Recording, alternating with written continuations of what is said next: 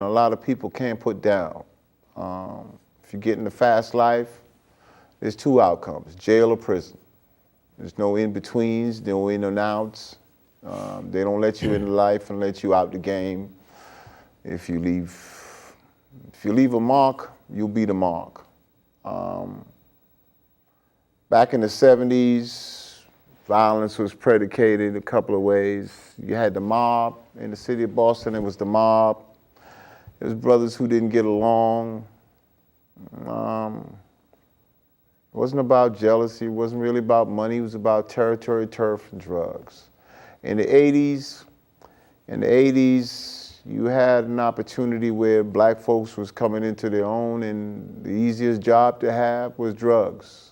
You had a lot of people coming off the Vietnam War, and marijuana was exponentially available. But, you know, back in the 80s, early 80s, there was cocaine was out there. But in 86, somebody got smart and turned cocaine into crack. Thereby flipping the switch, and everybody thought they was a businessman. Everybody ran out and got an 8-ball and wanted to be Jack Black on the jock on the lock, whatever it was, he was gonna sell the rock. Anyway, fast forward to, say, 96, 10 years later, violence increased exponentially because turf wars, everything else. 2000, everybody worried about 2000K. Things seem to subside. Everybody start making money now on the internet. Drugs ain't really that prevalent. Violence is changing in major cities, even though that's 15 years ago. 2010, we fast forward. Drugs is not, you don't have drug fiends walking around everywhere. You can't pick up $2,000, $10,000 in 2-3 hours anymore. So functionally now, we have the violence being predicated out of jealousy, out of womanization, out of women and men who cannot afford to understand that in relationships, when they end, you must leave the other person alone. We have men who do not have the emotional capacity to understand that, you know, if you can't have it, then leave it. We have women who possess, and then not only do they possess, they go next door and get the best and then tell the best, meaning that you're jocking one guy from the block and you go jock another guy from the block, and then you got two guys that you jocking. They're gonna get together one day and go head knocking. So the manifestation presently, in my perspective, is due to insecurities and relationships, man. Cats are going to jail and finding out their buddies are doing their girls, and then they're telling their buddies they got off this dude. But the eras that you all were in, man, how the violence, I know you lost a child, I know you lost a child. How has violence, and you went through, for the longest time, nothing touched you. Exactly. Nothing touched you. Yeah. You got hit early. Yeah. You got hit real early. Yeah. You got real, let's talk, man. I was losing friends since high school that I went to, you know. Yeah, well, we talking about your son, man. Going back, but I mean, it leads up to that. Yeah, you know? that's true, but that prepares us. It prepares us. You know, it's tough when you young and you seeing your schoolmates, your friends you was in the sandbox with. Yeah. You know, everything just, you know, people just getting knocked off, you know, weekly. I mean, there was a time you just pick up 91. You could, 91, man, we lost 152 people. 90, we lost 120. And that's the people that they didn't even dig up or find. You know, there's another 20 or so people that shoot. They didn't even get exposed because they was buried. And the real deal. Yeah, those 90 years were tough. I remember, you know, that was when the crack epidemic was real high. Full scale. Growing up in the South End, I remember it was Charlie Chico on the corner, and there was a lot of activity around, you know, East Springfield and Washington Street. I remember the train tracks going up above there, and I don't know if y'all remember Candy walking up and down the street, Big Candy. But, with the half altar? All of that. Do you know she died on the bench? at Derby Park? I didn't know that. She died on the bench at Derby Park, the third bench down at Derby Park at 2-something in the morning. But that was actually 80s. I was a little younger than 90s. Is when when everybody was on the block and everybody was rocking, and it was. I remember it like it was yesterday. You see zombies walking up and down the street, and ability to make a quick dollar, and the combat zone was popping. We used to ride bikes down the combat zone. Yeah. My mother, I grew up in a single parent household, and if y'all guys are familiar with the single parent household. No male figure around, and so me and my brother and my cousins were out 2, 3, 4 o'clock in the morning, on a regular basis, while my mother is working 2, 3 jobs trying to just pay the rent, keep money, keep food on the table, etc. Right. But that was a lifestyle. I remember it like it was yesterday. Wow. Donovan picked a very sensitive subject for me. I'm not gonna lie to you, and I gotta tell you, I've known this brother here for a long time, and I didn't know that you lost a son too. Yeah. I didn't know that. Early. Seriously, and I when people say, I know how you feel, they don't know how you feel. They have no idea how you feel. I'm gonna tell you, this is sensitive for me. We always said that most of the kids out there, or kids who come, like you said, from single parent households. Me and my wife, Donovan knows this, we started from middle school, then went into high school, got married. We had They've been 7 together kids. since the 3rd grade. Okay, the 3rd grade, Since man. the sandbox for Okay, real. the 3rd grade. Okay. Donovan's going to Glory start be with to him. I have to pull God. his mic out in a minute. But he's right. I've been threatened, but I had to let that be known. No, I gotta let you know, it was probably one of the things, and it's so weird, is because I just saw something on my way to work today. Is they're having the Peace March coming up real soon, and I've always avoided that Peace March because it brings back so many bad memories for me. But I've actually, and my wife will probably find out now through this, dedicated myself to be involved in that Peace March this year. My wife used to go every year, and I used to say, I don't want to be involved. I tried to shut it out. My story was that we raised 7 kids. Never thought that would be one of my sons, because I was always trying to be involved, always trying to athletically keep them busy, do whatever. When a kid leaves the door, you don't know. And you said to O'Brien, he went to the O'Brien, did the whole 9 yards. You couldn't tell me. I don't want to get too much of the story, because I'll be crying here, but when I lost my son, I never thought it would be our family, but it was.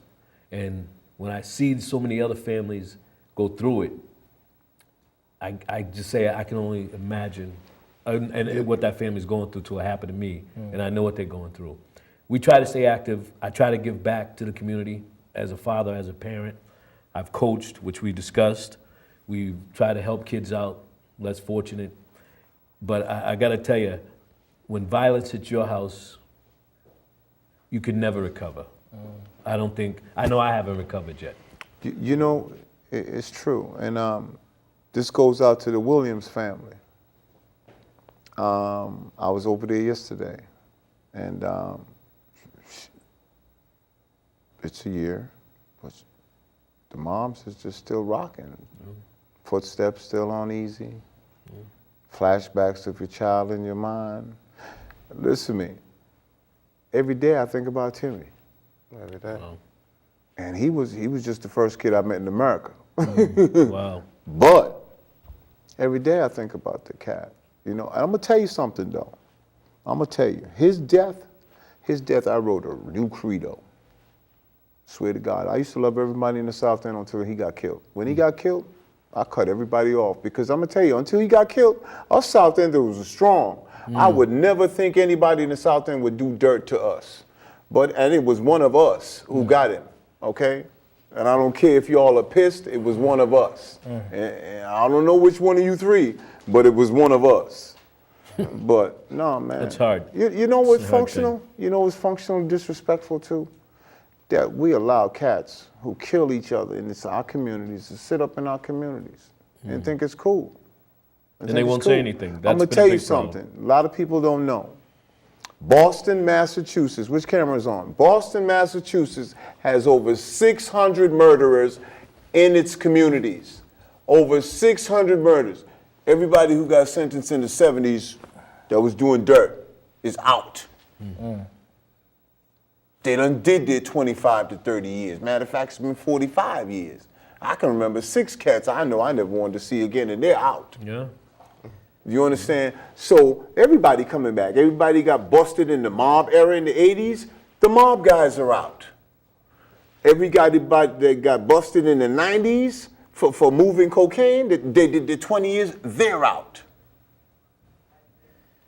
But functionally, the violence is perpetuated by stupid little individuals that are 16 and under, who are trying to live the dream and the schemes that they see on TV, or they grew up as little child when you was slinging and they was 2 and 3 and you've been gone for 12 years and they don't know, but now they come back because violence now is predicated, but also the police push the violence.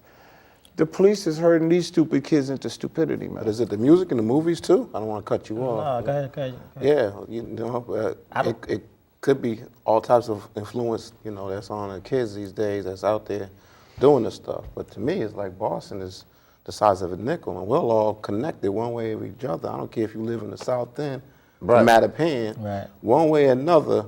I don't care if it's your uncle, your aunt, knows his brother, his sister, and we're all connected, and violence in the city of Boston is senseless. Let me break something down for a second, just a conceptualization of a thought. In the 70s, we had black folks who were aligned in, they're gonna go get educated, they're going to Brandeis and everywhere else and so forth, they're getting educated, okay? But we had cats who was hustling. Oh, big time. So black came on 2 streams.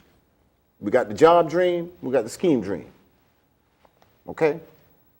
Then we got the 80s and 90s, then that little third category opened up, we got the drug dealer dream. But also what happened when crack came in, a lot of people don't know, prostitution went out.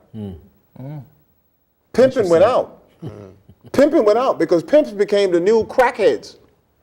Their hoes flipped. Why I got to go and do 100 Negroes when I can just do the drug dealer and I'm good? But what happened is now mothers are home whoring in the house and the kids are perpetuating that existence. So what I was gonna say is first I'm not sure. I don't think it's the music and You don't think it's the music? Oh, wait, but I'm gonna get to that because it do. When we were growing up, what was our biggest influence? Music. It has to be. I understand music is influential. I'm going to be bipartisan here because I got a son that's an artist. So I am not going to sit here and say that music is the influence. I'm going to speak for your Smoke son. Balder right now will be looking at me, Dad, I know you're not going to say that. Smoke's my guy. Smoke's my guy. And that's what Mine too. I am not going to sit here. Yeah, okay, all right. So you know I'm biased on that one. there's got to be room for expression through music, through theater. There's got to be room for expression. But my 2 points I wanted to make was one, I'm concerned about what happens to the young person who sees all the violence like we've seen coming up. All of us have different stories, and we ended up all right one way or another. But there are millions of others, hundreds of others, you know, tens of hundreds of others who didn't end up in the place. Who can't carry the star. That's one point. Second point is I read a story this week where I think it said Nixon's advisor was speaking out about Nixon's connection to the crack epidemic and as well as Ronald Reagan's connection to the crack epidemic, and how that, you know, how the crack epidemic flooded the communities, and then we all know that created the violence, or the violence came out of that. But then how are those people held accountable is my question. Yeah, but the simple fact is America never holds its leadership accountable. Second of all, the point of the matter is Nixon signed into law the DEA. Once you signed them in, you got to find a war for them to fight, so it became drugs. But here's the biggest thing that's totally unfathomable. In the 80s, the biggest movers of drugs was the US government and George Bush as CIA director. Because we used weapons to get drugs so we could sell the drugs. The other countries, I mean, come on, Noriega was our guy. Saddam was our guy. Yeah. They were Bush's guys. Donovan, do you remember, and this is one thing when I was growing up that stuck out in my mind.